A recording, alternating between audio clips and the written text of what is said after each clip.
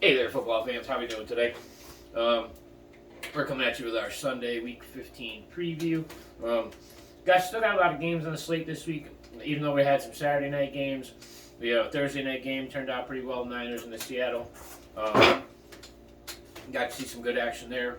Hopefully, we got to see some good action on Saturday. And here's a look going forward into our Sunday games. We still, with no bye weeks, have a pretty heavy slate for a Sunday, even with all the games that were played.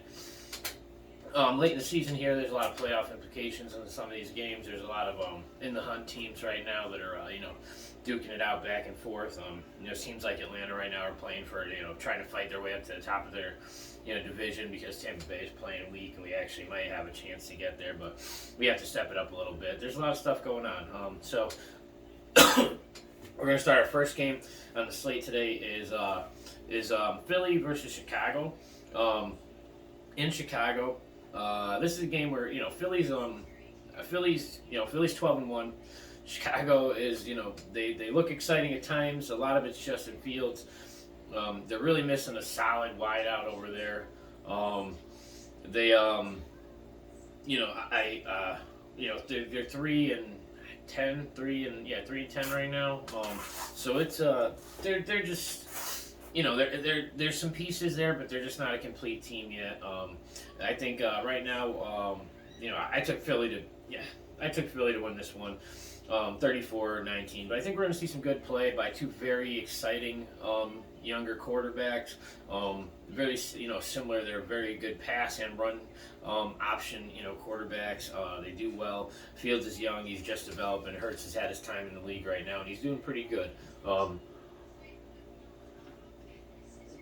Right now, I don't think there's any other reason to not, stick with, take Philly in this one.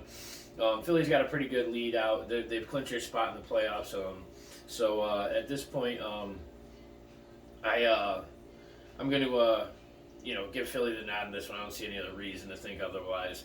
Our next game on the slate is going to be Detroit in New Jersey playing the Jets. I took Detroit in this one, 30-20, only because I keep not taking Detroit. Detroit keeps really they just keep putting up points like crazy. It's kind of silly. They've managed to whittle themselves into the playoff hunt. As of late, they're winning. Goff's got 6 touchdowns in 2 games. They're playing good football. And on the other side, the Jets have kind of like stumbled a little bit. They came out of the gate pretty hot, and they still have some really good. I mean, Sauce Gardner's amazing. Mike White took a beating last week and hasn't been cleared to play this week, so he's going to be sitting down. We're going to have Zach Wilson back in again, and they're going to go that route. I don't know. I don't know what. I'm not sure what exactly to expect from this game. It's one of these things. I don't know. It's the Jets just again. They're starting to. They came out the gate real hot, but I don't know if they had a whole 17 games in them at the level they were playing at. It looks like they're kind of settling a little bit. And again, I think it's a playoff implication game here where wins are important, and I think I think Detroit really needs this win here in the way they've been playing lately. I think Detroit comes out and I think they take this one. I think they take it fairly convincingly. But we'll see how the game plays out any given Sunday, right? Next game is Pittsburgh and Carolina. Now this is a game where I'm going to be rooting for Pittsburgh, 100%. Because as a Falcons fan, we need Carolina to lose games.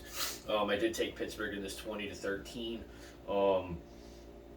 There's going to be I know Pickett and Miles Jack are both going to be out on this, so they're missing a little bit on offense, a little bit on defense in this game. But I think they should have enough to, Trubinsky coming out and he looked good, for what he is. Yeah, he looked like he can manage a team. They still have the guys over there that they have. There's not like, any of the rest of the talent's depleted. They're just, the quarterback got banged up and he's going to have to, hopefully this guy can, pull himself up and get it going. On the other side, Carolina is just kind of like a slap together team of guys who, most of them weren't even starting on the team, in week 4. And now it's just a bunch of guys who are, coming out and duking it out every week. And, that sometimes they are able to turn the tide on some of these teams and, surprise them and pull out wins here and there. They managed to get themselves into the bottom of playoff talks, but there's still a whisper that they can, again, they're in the same position we are. We're at the bottom of the talks. We're fighting, trying to get an edge on Tampa Bay. So our only door in is divisional, spot. There's no the bottom of the bottom of the league in the NFC is it's a tough division because it's mostly NFC East. But again, we'll talk about that a little bit later. We'll see what happens there. My hat's in Pittsburgh's cup. I'm going to say next game on the slate is Kansas City Houston. And this is a game where if you watch our Saturday preview, you heard me say Buffalo. They really need to win, and a lot of that had to do with who Kansas City was playing because they're both the top. They have the same record, for the 1 and 2 spot in the AFC. And Kansas City's playing Houston. Now I know Houston. Everyone's gonna be like, oh, last week they almost beat Dallas, and that's a fluke. That's an outlying game. Houston is not a cohesive team here. They're still the worst. We're talking about the worst team in the NFL. Versus arguably one of the top 2 or 3, if not best team, depending on where you stand on Buffalo and a couple of these other teams. I took, again, Kansas City in this one, 31-17. I mean, Houston looked capable of putting some points on the board. I know they are going to be out. Cooks is going to be out in this game. This might hurt their passing game a little, but I don't know how relevant he's been in their game season, this year anyway. Next game on the slate is going to be Atlanta versus New Orleans. And this is a divisional game. It's obviously it's important for us. We need to win as many games as we can. The thing with this one is we had a bye week last week, and before the bye week came, Arthur Smith announced he was going to start Ritter over. He's going to bench Mariota and start Ritter. Mariota decided to step away from the team. Had his agent tell the team to put him on IR, that he wasn't sure if he was going to be returning. Now we have Desmond Ritter, and I hope it was the right call because we really don't have a choice going forward. But based on what I saw in preseason and the way the offense has been playing, versus what New Orleans has got going on right now. Outside of Olave, the receiving corps has been just a hodgepodge of injured guys who were supposed to play and didn't start and this and that. So I'm going to take Atlanta, obviously. I'm going to say 24-19. I think that's the game we really have to come out and win because, again, Tampa Bay is catchable. They're playing a tough opponent this week. We could get ourselves, in position to be, really in this hunt. And that's what we got to do. We got a couple of weeks here, and we're a team that could. I'm not saying we are going to, but we could turn it around. We got 4 games left, and every one of them is important. So we got to start playing like they are. With that being said, the next game is Dallas and Jacksonville. I took Jacksonville in this one for the upset, 27-20. Now, here's the thing. Dallas is playing really good football, but they showed a lot of weakness last week against Houston, who almost fed them their lunch. It was pretty rough. Dallas is in the 5th spot with a really good record at 10-3. They're doing well. They're playing good football. But Jacksonville is playing good football too. Their record doesn't show how good they've actually been. Trevor Lawrence is questionable in this one, but if he plays, he's been playing pretty impressively. And I got to give it to the guy. He's I'm not a big fan of his, but at the same time, he's definitely impressed me some games this week.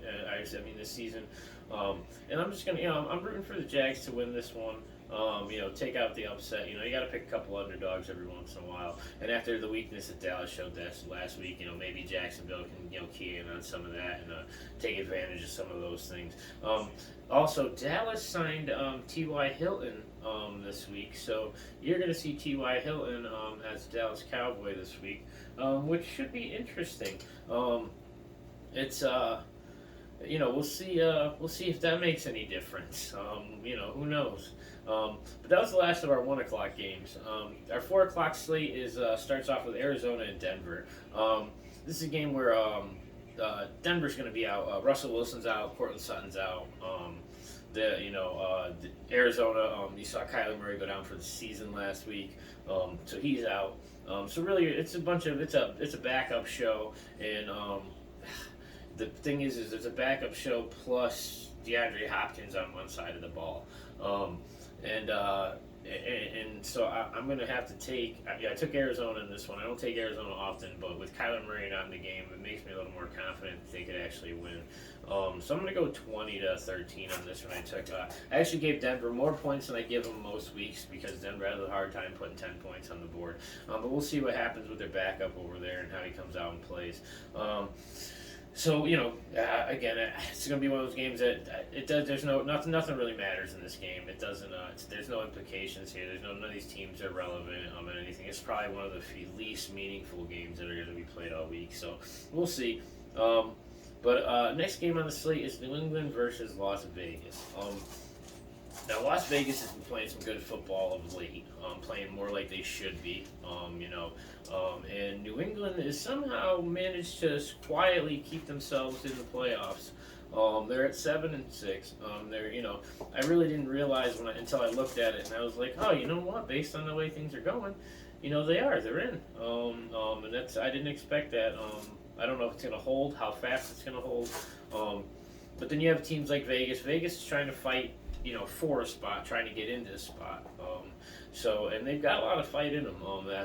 Lately they've looked really good. I took Vegas in this one, 27-20. Who knows? I could be wrong. New England again. New England's not a bad team. Mac Jones comes out and he plays well, and they manage to do well with what they have. I know Devontae Parker's out in this game, and there's a few other minor injuries. But we'll see how things go. Next game is a little more important of a game. Next game is Tennessee and the Chargers. And both of these teams, Tennessee's in a weak division, so they're taking their division at 7-6 right now.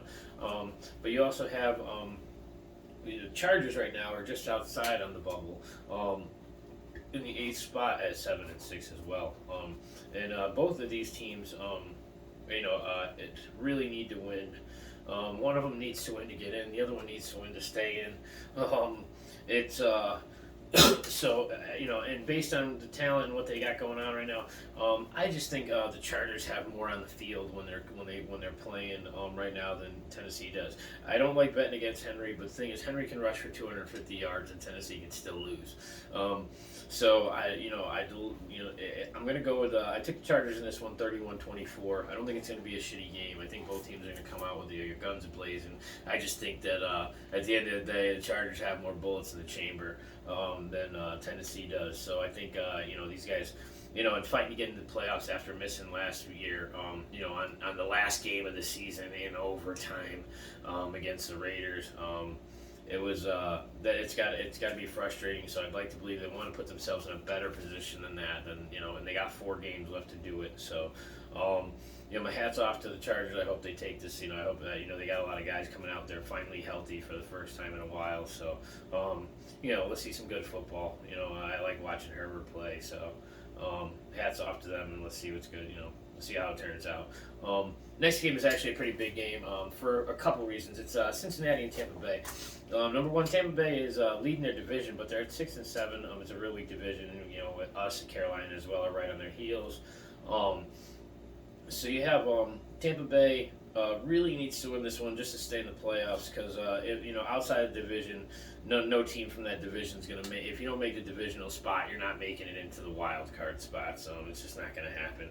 I mean, Brady can pull all the magic he wants out of his hat. I don't think he's going to carry this team to 10-7 on the season right now when they're 6-7. And I think Cincinnati Cincinnati's playing good football. They're in the 5th spot at 9-4. Right now, this is a game that, again, for a win for them could be, is a big deal, especially depending on how some of the other games turn out right now. So Cincinnati they are coming into Tampa Bay. I don't like betting against Tom Brady. That's my problem. Cincinnati's playing good football, but they're playing Tom Brady at home. I took Tampa Bay 24-20. And as I say it, I'm like, I probably should take Cincinnati. And Cincinnati's got probably a better chance at winning.